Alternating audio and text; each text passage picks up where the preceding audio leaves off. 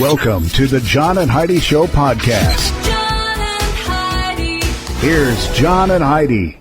Thank you so much for listening to the John and Heidi Show on a Wednesday. Hey, baby, how you doing? Hey, I'm good. How are you? Fantastic. Excited because we've got a guest coming up later in the program. Going to be visiting with a young lady named Marta McDowell, and she's got a book about all the president's gardens. So she's got history all the way back to like the first garden all the way up to the garden that we have at the White House right now. So that's kind of cool. It's a way to talk politics without talking politics, see? Sure. Huh?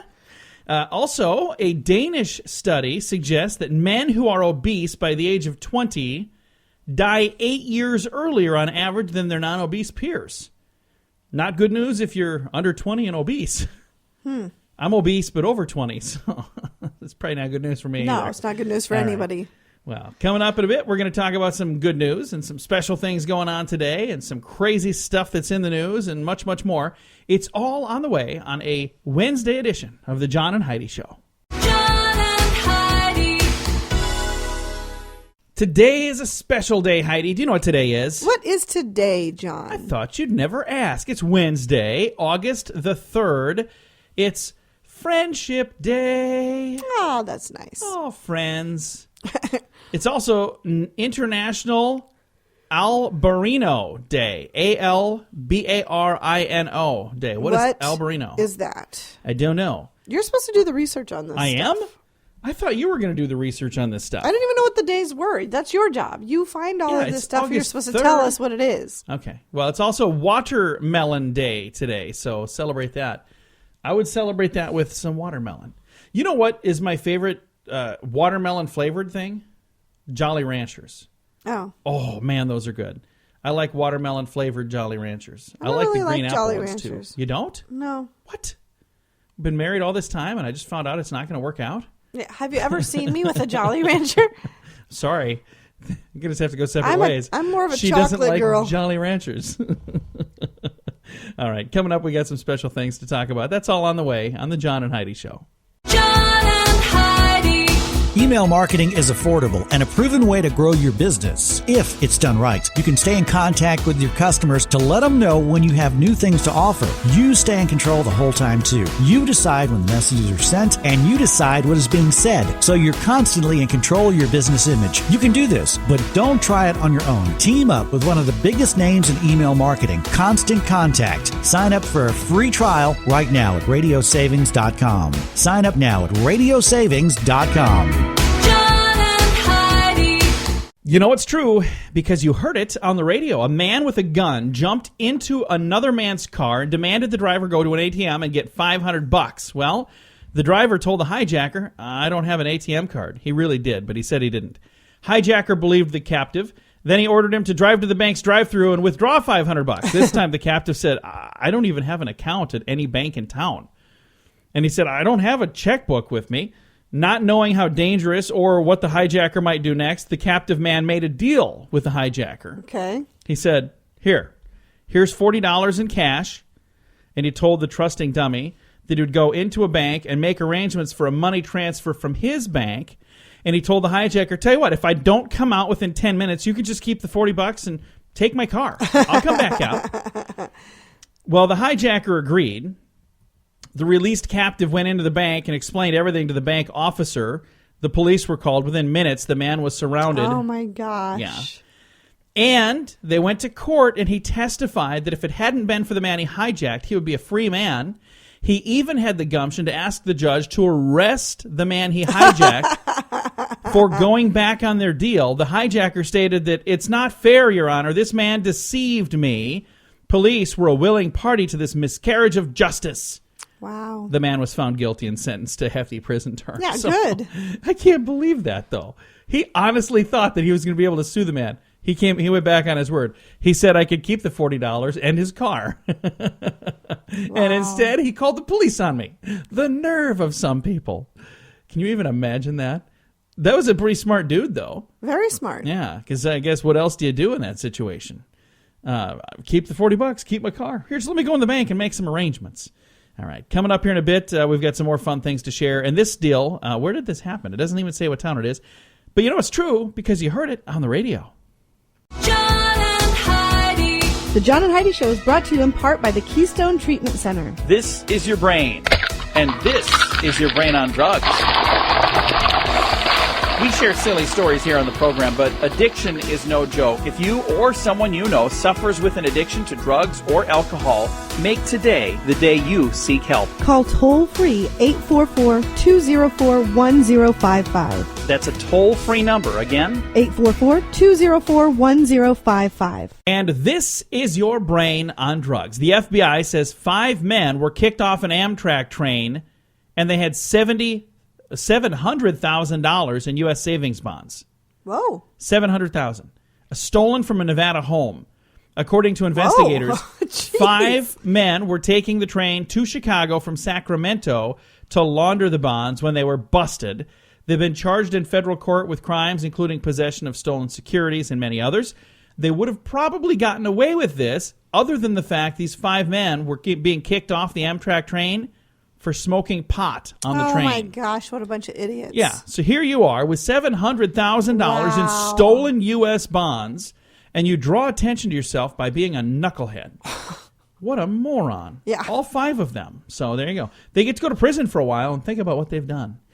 All right, kids, that's what happens when your brain is on drugs. John and Heidi. Now your moment of duh. 24-year-old Danzler L. Thomas of Minneapolis allegedly tried to rob a grocery store, but he tripped himself up. He went in there, got a little flustered, then he put his gun on the counter so he could scoop up the cash. And the clerk grabbed the gun and turned it to the would-be robber who ran out of the store. He was caught shortly thereafter. Yeah, here's the thing. I've never been a robber before, and I don't ever plan to be one in the future. But you're going to want to make sure you hang on to your weapon. If you are one, again, probably don't have many of them that listen to this program because we pretty much make fun of them exclusively every day. So I don't think we got a lot of crooks. That's not our demographic here. But if you're into that kind of thing, keep a hold of the gun. I'm just saying that's a good thing. If you're going to set it down, put it in your own pocket or something. Don't set it in front of the clerk while you're... All right. No more advice. Otherwise, I'm going to be an accomplice. Coming up, we have your scoop of the day. That is on the way.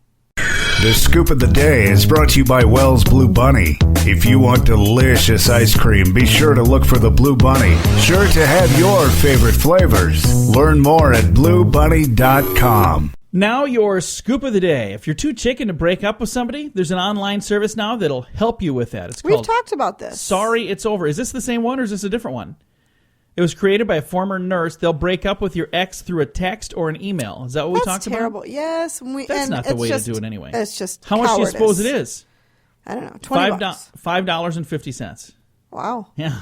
So there you go. But I mean, if you're going to go that route, just send them the text yourself Exactly. anyway. What different? Why would you use a service if somebody else is going to send a text? I That know. doesn't even make sense. No clue.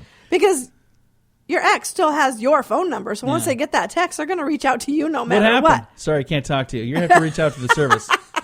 But there's going to be an upsell, so just don't call them. All right. Researchers have finally figured out the exact number of hours you can be sedentary during the day before you increase your risk of developing cardiac problems. Guess how many that is? 2? 10. So you can sit around and do nothing for 10 hours a day, but if it's 10.1 hours, you're in trouble. Hey, if you eat less, specifically cutting 300 to 500 calories from your diet every day, it will not only reduce your risk of many common diseases, but it also slows the aging process. That's the word from the researchers at St. Louis University in Missouri.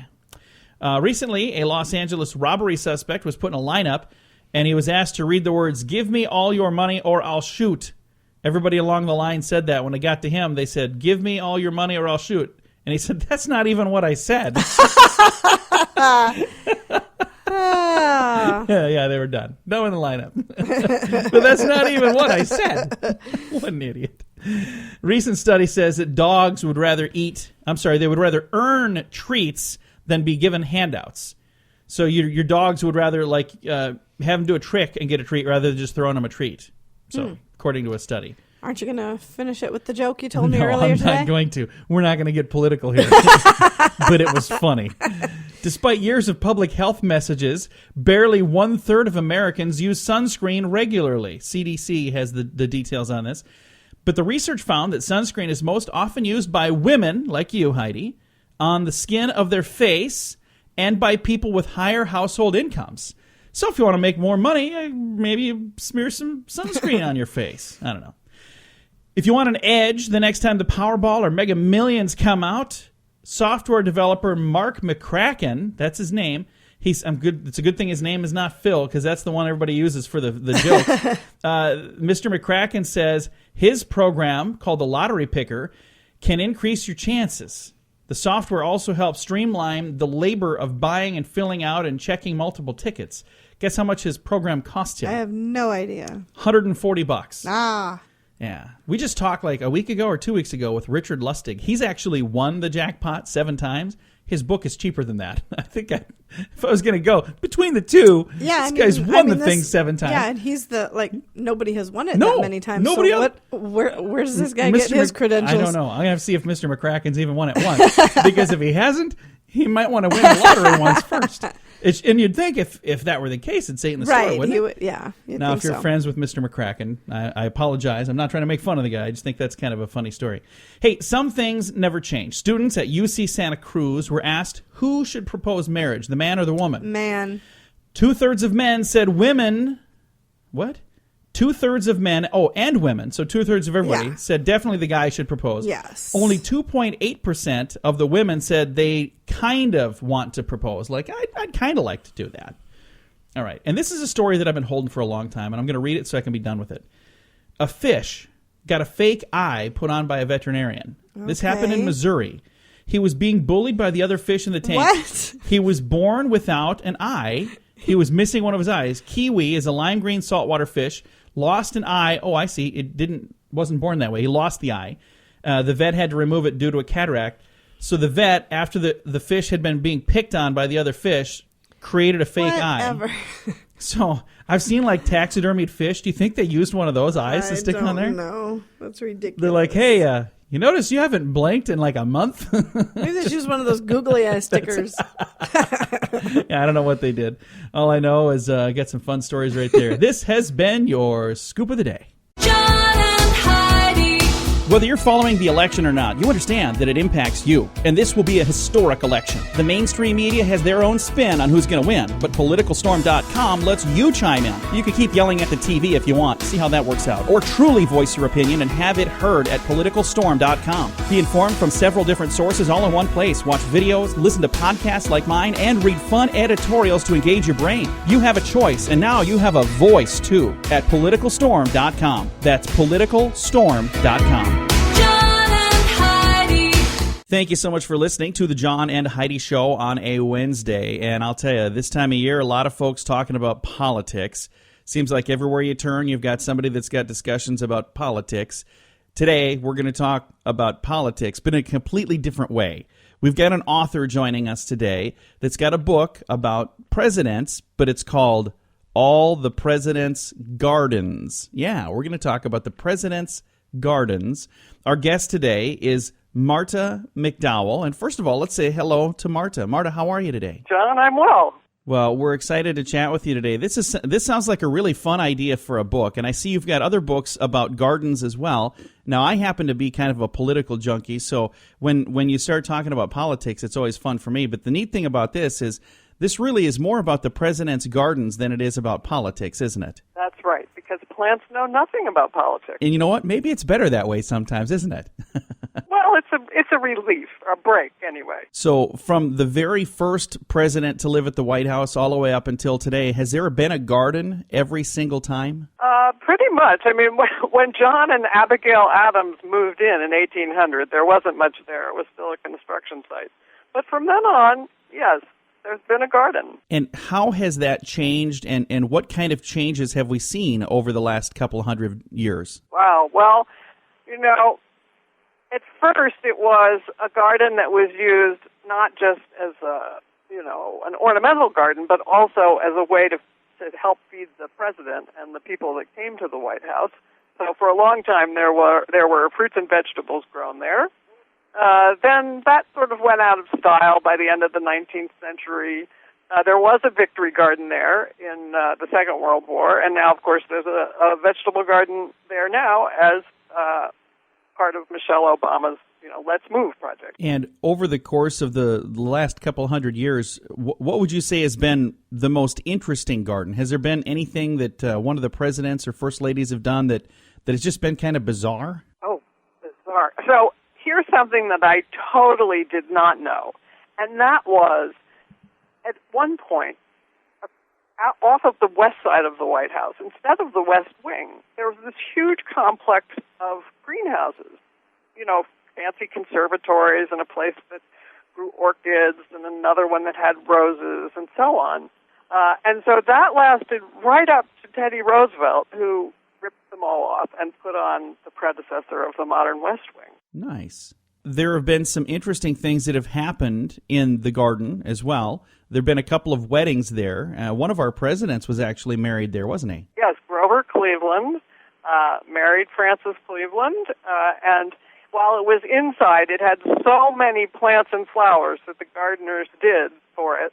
It really looked like a whole interior garden. And then President Nixon's daughter married in the garden there as well, I believe. That's right, and it was the first televised wedding. It was out in the Rose Garden. It was a very beautiful event. Some people may even remember it on TV. It was sort of like watching a royal wedding. And in addition to the garden being interesting, some of the tenants who've lived there have had interesting pets, and some of those pets have made it a little difficult on the garden, haven't they? Oh, yes. Well, the Lincoln boys, Tad and Willie, their two youngest sons, had pet goats.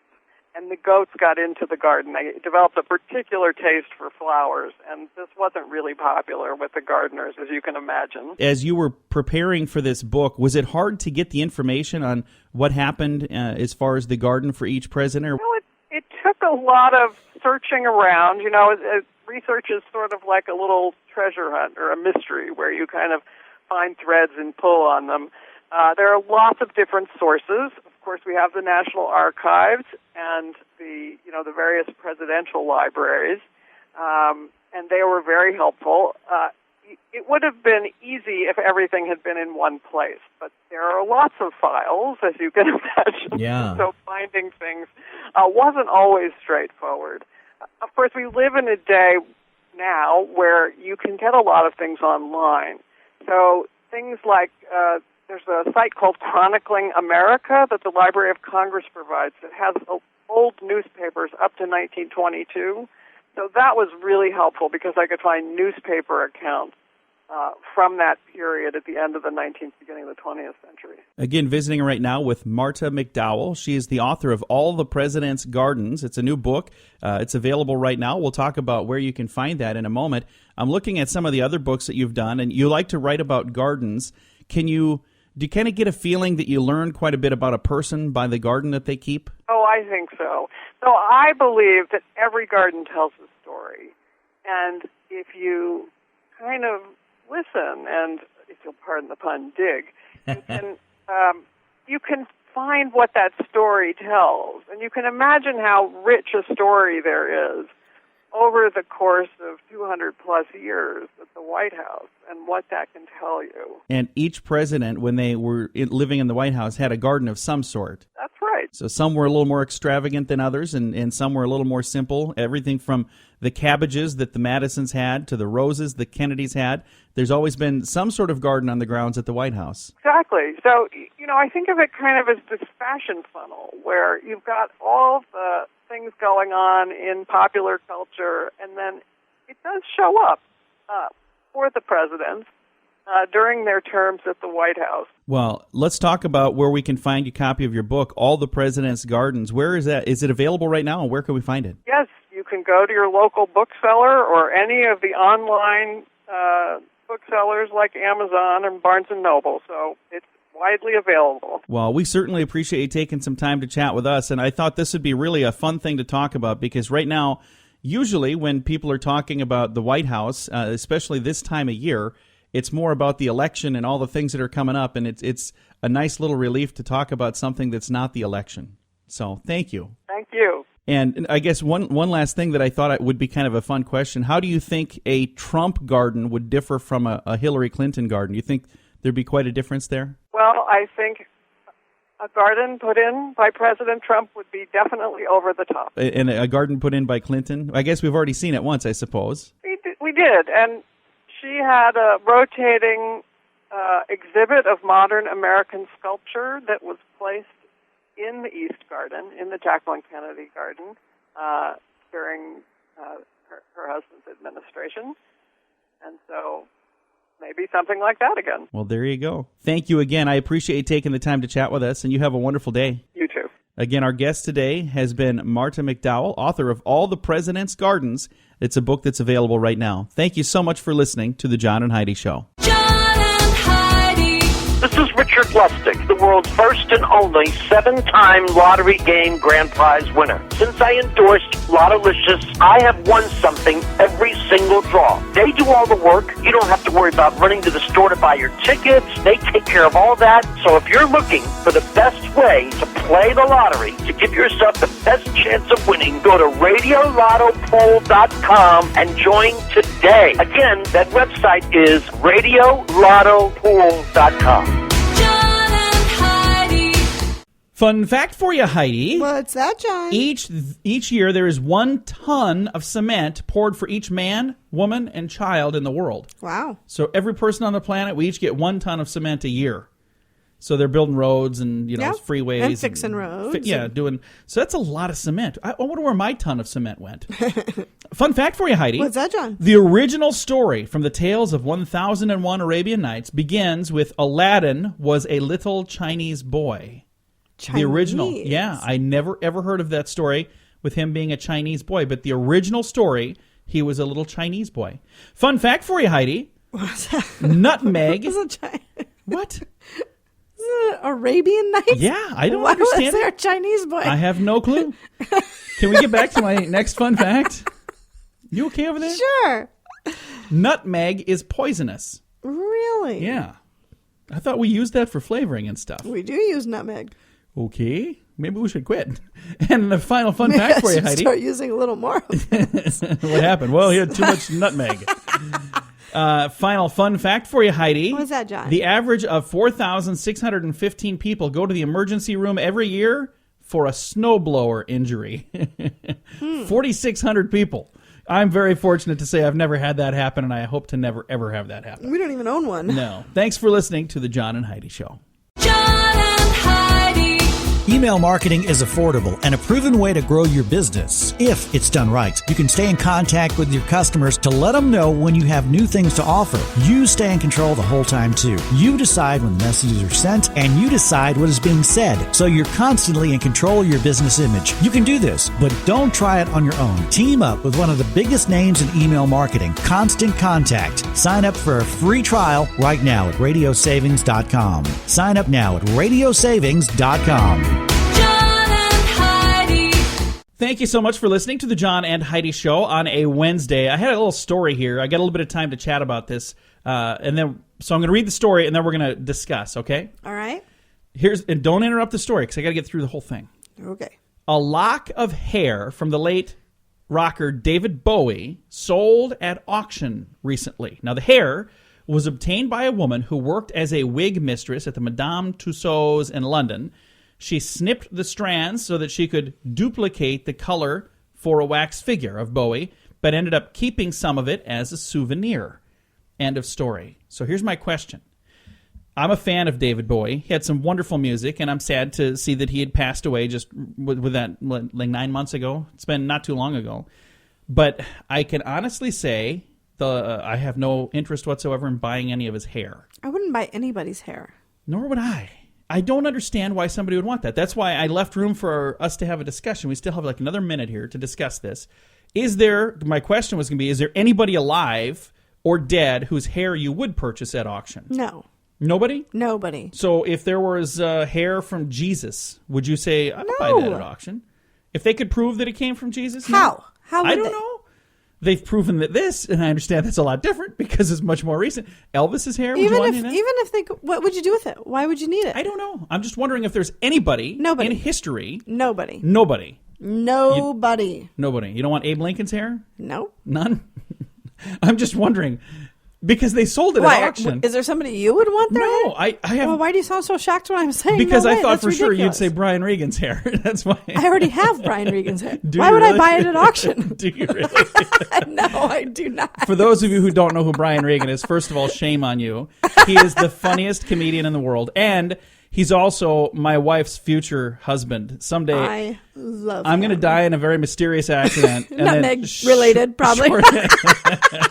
And then shortly thereafter, she's going to marry this comedian. So we've met him numerous times, and I think I at, love on at him. least one occasion she's told him, someday I'm going to dump this dude and marry you. So. I haven't told him that yet. You haven't told him? I haven't. Oh, wait till But the next I have time. a tattoo of the man, and I showed him that, so I think you might know that He he's knows. on my short list. Yeah, and you're on his stalker list, so there you go.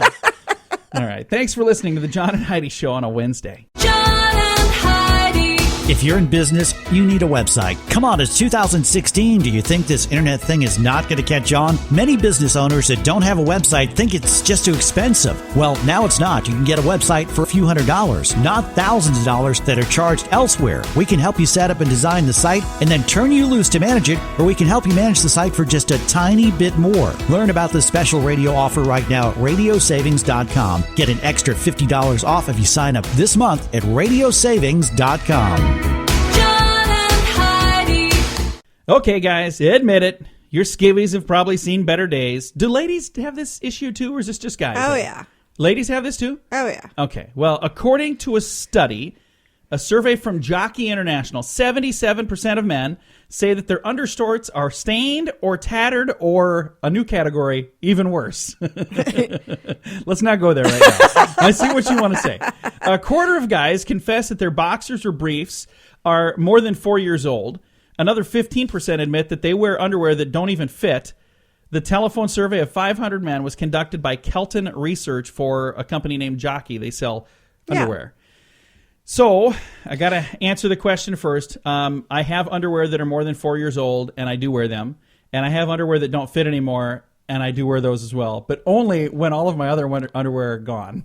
When they're in the hamper, that is when I turn to those. And I even have some that I put my foot through the wrong hole once. It's like, whoa, okay, hang on a second. Gotta reel that back in. Do you have holes in any of your underwear? No, I don't. Then how do you put your legs in I them? don't have holes in. You have at least the leg holes, right? Well, yeah. Okay, just wanted to make But I sure. don't have any that shouldn't be there. I got too And many. once they get to that point, you throw them away. I should start over. Thanks for listening to the John and Heidi Show. John and Heidi. Thank you so much for joining us on a Wednesday. A police officer from Sweden, Bollnäs, Sweden, confessed that he robbed a bank and then returned back to the same bank an hour later as the lead investigator of the crime. Talk about some cojones.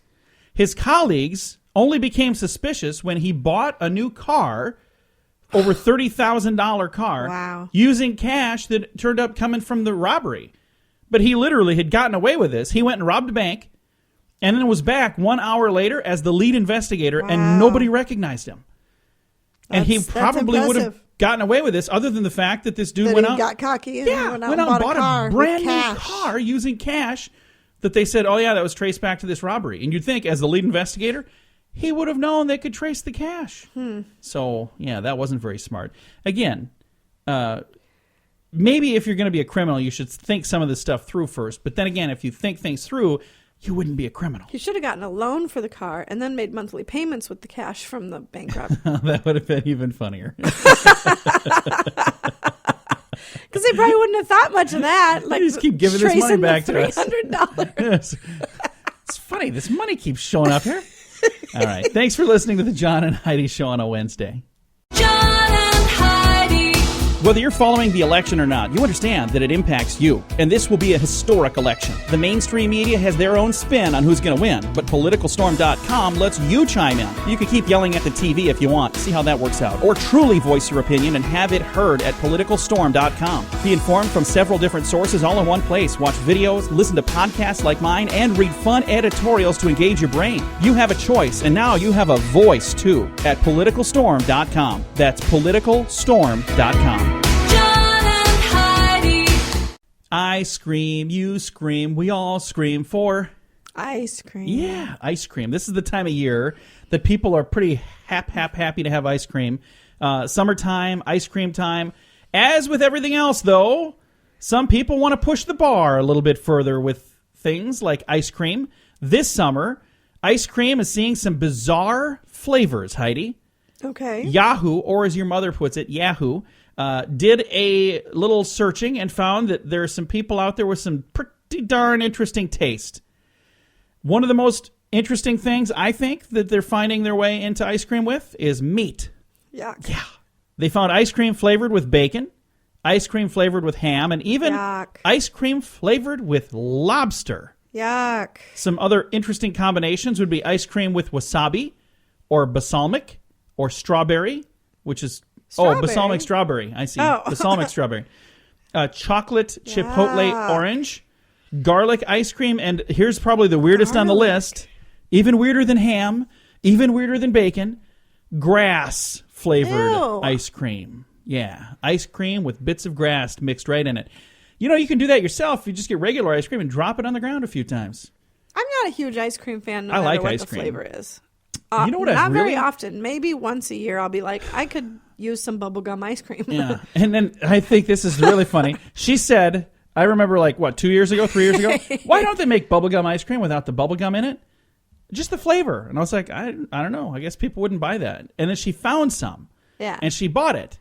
And we still have this in the freezer. But I We- don't eat ice cream very often, so I really didn't need to buy it. Because In the midst of all of once a this, year. we moved, and it's been all crystallized from the move. We need to throw it away. Yeah, I Why need is to it still in there? I'll throw it away tomorrow. It is. No, you won't. I'll throw it away tomorrow. It is disgusting. And I tried it, and I was like, you know what's missing? I don't know, the bubblegum? It's bubblegum ice cream with no bubblegum.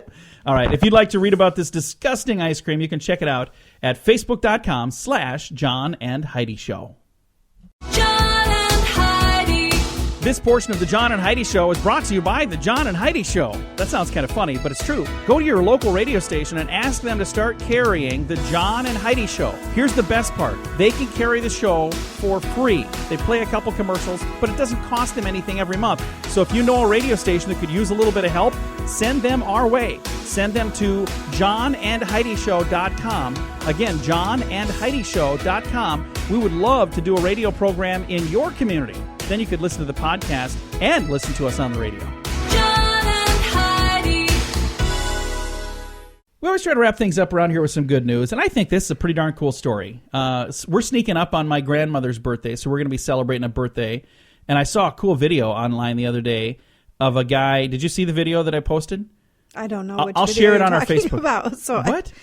Which The video are you talking about? There was a video of a man in England with his grandmother in the car. And they Oh, were no, playing- I didn't watch it. You told me Okay. about it. But I'll share it. I'll make sure that it's on our... I don't know if I put it on our page or if it was just on mine, but I'll make sure it's on the Facebook page for the John and Heidi Show. But this is a different woman here. This is not the woman that was in the car, but it was Okay. that was a cool video. But this is about Marie Fry. And the number 86, that's a number that's just a pretty darn special number for this Ohio woman because she just turned 86. And on her birthday, she got quite a neat gift, her 86th grandchild. holy cow. Yeah. How many Blakey kids did she Grace have? Fry. Marie's latest grandchild was born June 23rd. The proud great-grandma is by no means a stranger to big families. She was one of 7 siblings. She had 15 children of her own Holy cow. and currently has 68 grandkids.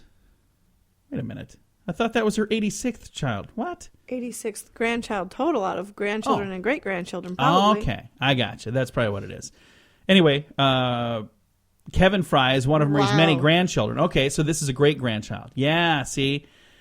86th great-grandchild was born. Anyway, there's a whole lot of kids out there, and they all come back. You know, if you follow the family tree, they all lead right back to her. How cool would that be to have your 86th great-grandchild on your 86th birthday? You know how expensive Christmas would be? Oh, that would be, even if you just gave everybody $5. That's You're like, insane. oh, no. Is it seriously Christmas time again? I can't afford this. I think I'm going to quit celebrating this one. What is this? Festivus for the rest of us. The little Seinfeld holiday. Anyway, I think that's cool. I've got a link to the story, and it does make sense now. 68 grandkids 86 great-grandkids. So now it all makes sense. I confused myself on that one. All right, time to say goodbye, Heidi. Goodbye, Heidi. Goodbye, everybody. Have a great day. Thank you so much for listening to the John and Heidi Show on a Wednesday.